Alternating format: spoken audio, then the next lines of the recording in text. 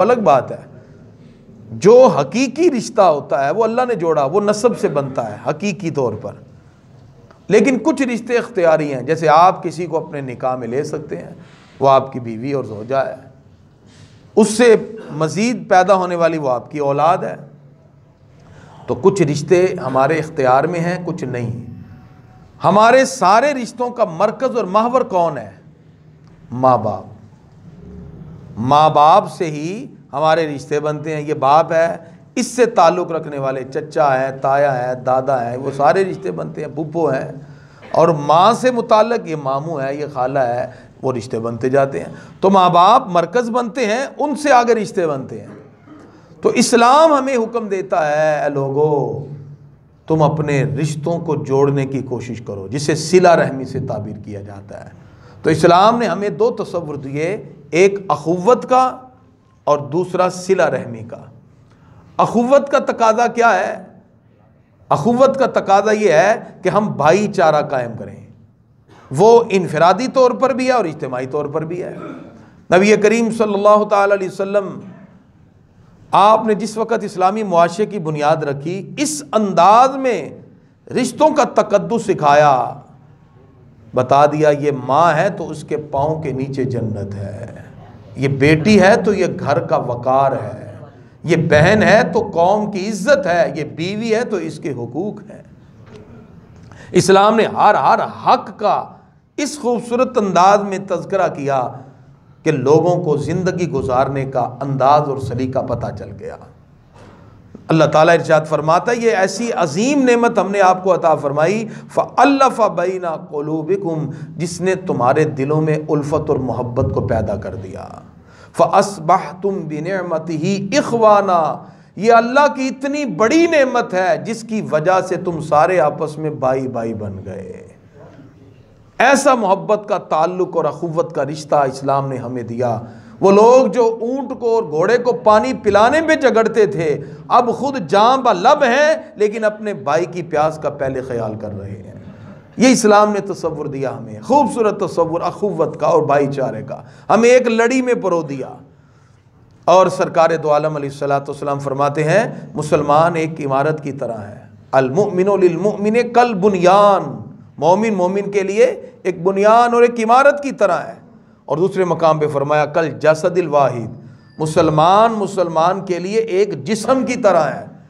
انسان کے جسم میں بخار ہو، ٹانگ میں درد ہو تو وہ کہے جی میری ٹانگ کو درد ہے، نہیں، بلکہ پورا جسم اس کے تکلیف اور شکایت میں شریک ہو جاتا ہے۔ جیسے عضو خاص پر ایک حصے پہ درد کی وجہ سے جسم کا دوسرا حصہ اس درد میں شریک ہوتا ہے، ایسے مسلمانوں کو کہا تم بھی ایک جسم کی طرح ہو، اگر ایک مقام پہ تکلیف ہو تو دوسرا مسلمان بھی اس تکلیف کو محسوس کرے۔ علامہ اقبال اس کو یوں بیان کرتے ہیں، اخوت اس کو کہتے ہیں چبھے جو کانٹا کابل میں تو ہندوستان کا ہر پیرو جواں بے تاب ہو جائے، کہ اگر کابل میں بھی کسی کو کانٹا چبھا ہے تو یہاں کا رہنے والا بھی مسلمان بے تاب ہو جائے کہ میرا مسلمان کسی تکلیف میں مبتلا ہے۔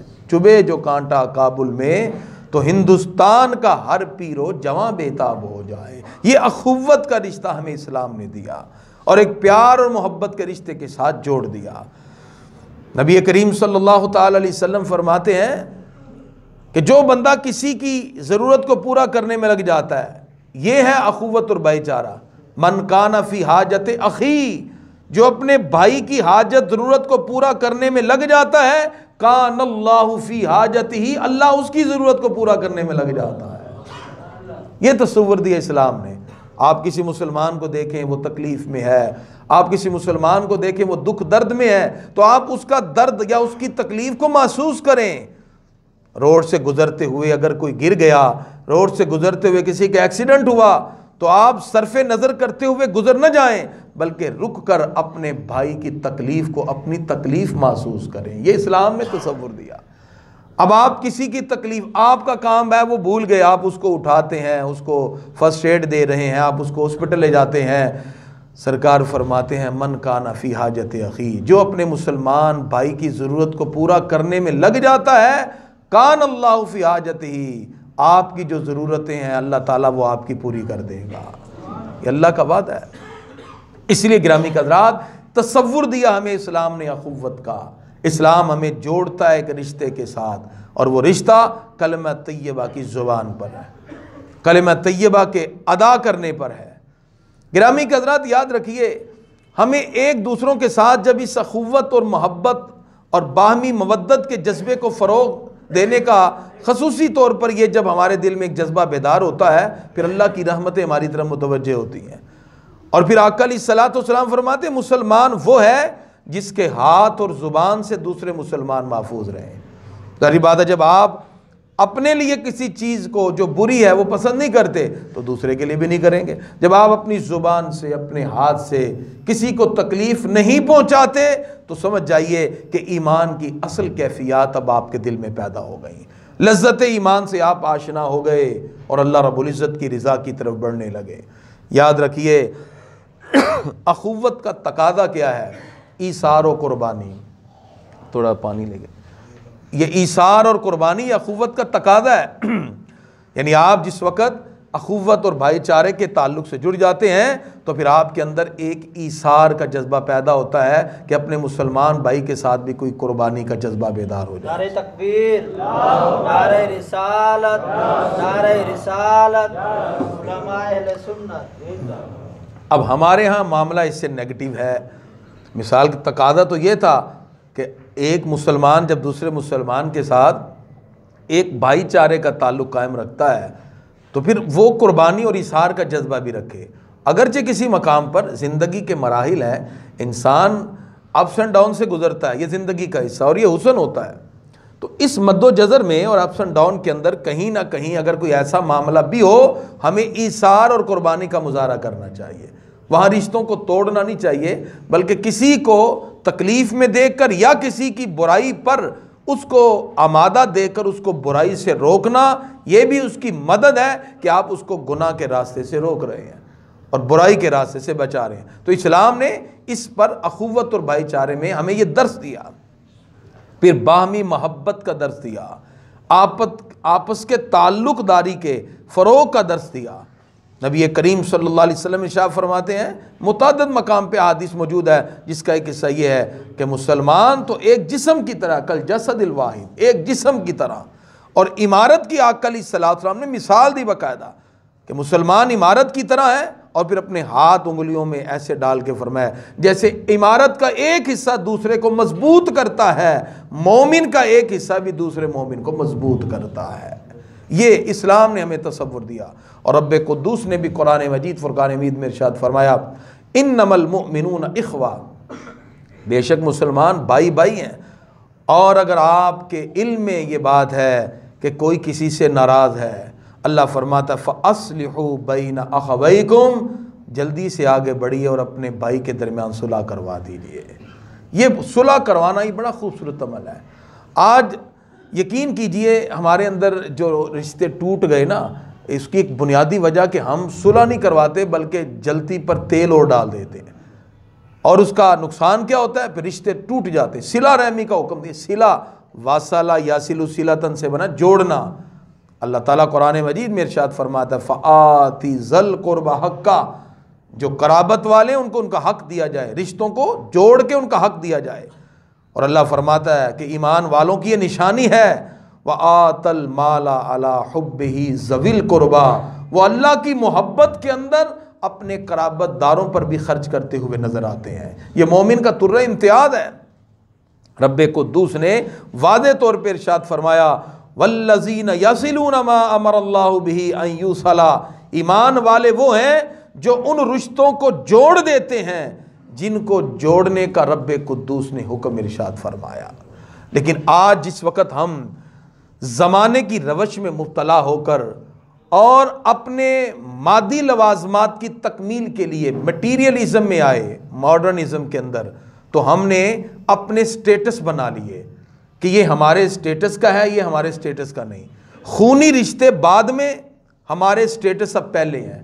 سگا بھائی ہے، اس کی بیٹی کی شادی، بیٹے کی شادی ہے، وہ اپنے دوسرے بھائی کو نہیں بلا رہا۔ ابھی کیوں نہیں بلا رہے؟ کہا جی وہ ہمارے سٹیٹس کا نہیں ہے۔ ہمارے ہاں اب سٹیٹس بن گئے اور ہم نے پیسہ، مال، دولت کو اپنا سٹیٹس بنایا۔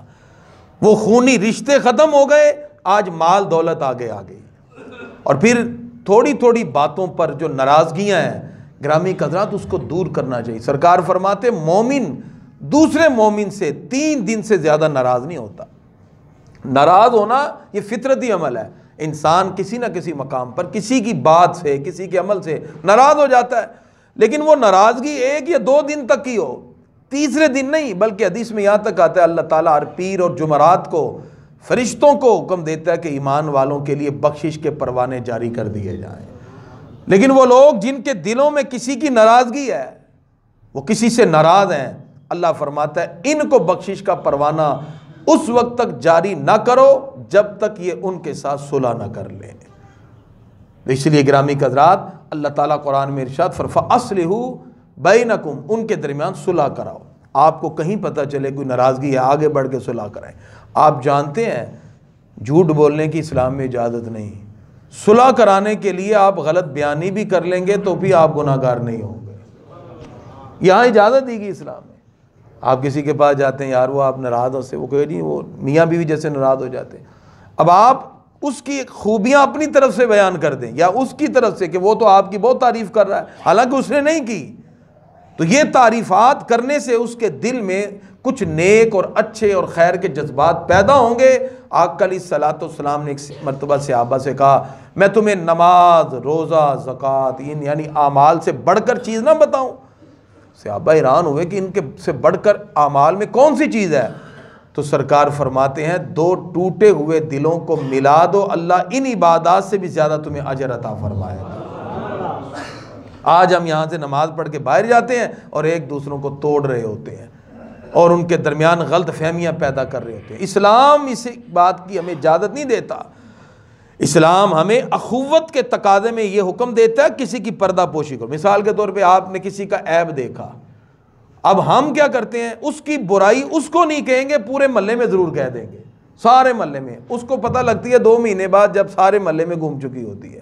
بھئی آپ جس کی برائی ہے اس سے جا کے کہیں، اور پھر جب اس کو کہیں گے وہ اصلاح کرے گا اور لوگوں سے پردہ پوشی کریں۔ سرکار فرماتے ہیں من ستر مسلمن سترہ اللہ یوم القیامہ۔ بتائیں مجھے دنیا میں کون سا ایسا بندہ ہے انبیاء ملائکہ کے سوا یا اولیاء محفوظ ہیں جس کے اندر گناہ نہ ہو؟ انسان بنا ہی نسیان سے ہے، نسیان کا معنی بھولنے والا اور خطا کرنے والا۔ انسان سے خطا ہوتی ہے تو وہ انسان ہے۔ ایک بندہ کہتا ہے مجھ میں خطا ہے ہی نہیں، وہ یا فرشتہ ہے یا نبی ہے۔ اگر ایک انسان کہتا ہے جی میرے اندر خطا ہی نہیں ہے تو پھر وہ انسان نہیں، یا تو وہ انسان سے اعلیٰ ترین یعنی انبیاء میں سے ہے یا ملائکہ میں سے ہے، اور اگر اس میں خطا ہے تو اس بات کی دلیل ہے کہ وہ انسان ہے۔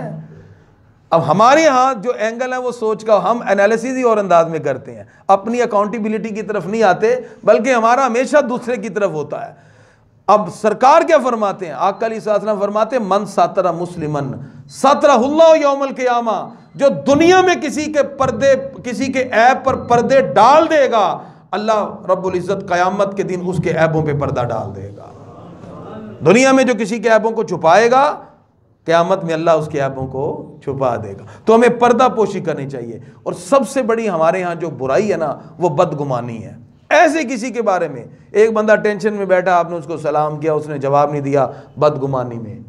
اور حالانکہ ہمیں حکم کہ اللہ تعالیٰ فرماتا ہے اجتنبوا کثیرا من الظن، اے لوگوں بہت سی بدگمانیوں سے بچو، وَإِنَّ بَعْدَ الظَّنِّ اسم، بعد بدگمانیاں گناہ ہیں، انسان کو گناہ کبیرہ تک لے جاتی ہیں۔ بے جا کسی پر بدگمانی کرنا، یار پتہ نہیں یہ بندہ ٹھیک ہے کہ نہیں، ایسے ہی اس کے پیچھے، اور اسی وجہ سے خاندان ٹوٹ گئے، رشتے ٹوٹ گئے۔ خدا کے لیے جو رشتے ہمیں اللہ رب العزت نے دیے ان کی قدر کیجئے۔ جن کے ماں باپ زندہ ہیں ان کے ساتھ محبت اور صلہ رحمی کے تعلق کو اس طرح رکھیں کہ قرابت داری بھی راضی ہو جائے اور وہ جو ہمارے حقوق ہیں وہ بھی ادا ہو جائیں۔ اور ماں باپ کے حقوق کی ادائیگی کے بعد ہمارے اوپر لازم ہے ہم اپنے رشتوں کی قدر کریں۔ ہم اپنے چچا، تائے، خالہ، پھوپھیاں، یہ جو رشتے ہیں اس کا حکم دیا گیا۔ رب قدوس نے قرآن مجید میں متعدد مقام پہ ارشاد فرما دیا فآتی ذی القربى حقہ، جو قرابت دار ہیں ان کو ان کا حق ضرور دیا جائے۔ تو گرامی قدر حضرات، آج کی اس گفتگو سے بنیادی طور پر ہمیں یہ معلوم ہوا، ہمیں اخوت اور بھائی چارے کو فروغ دینا چاہیے اور کوشش کرنی چاہیے اگر غلط فہمی کسی کے درمیان ہے اس کو دور کر کے اس کو صلح کرائی جائے، اور اگر آپ میں سے کوئی شخص ایسا ہے جس کے دل میں کسی کے لیے ناراضگی کے پہلو ہیں، پہلی فرصت میں آپ رضا کی طرف آئیں۔ ایک صحابی سرکار کی بارگاہ میں آئے، پیارے آقا میں تو اپنے رشتہ داروں سے جوڑتا ہوں، وہ مجھ سے پھر توڑ دیتے ہیں۔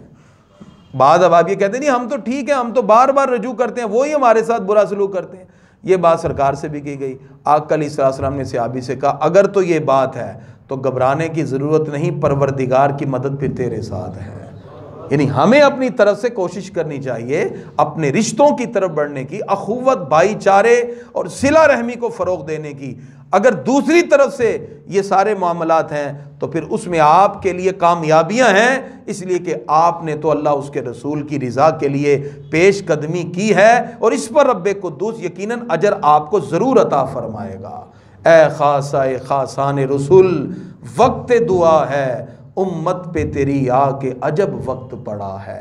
جس دین نے تھے غیروں کے دل آ کے ملائے، اس دین میں اب خود بھائی سے بھائی جدا ہے۔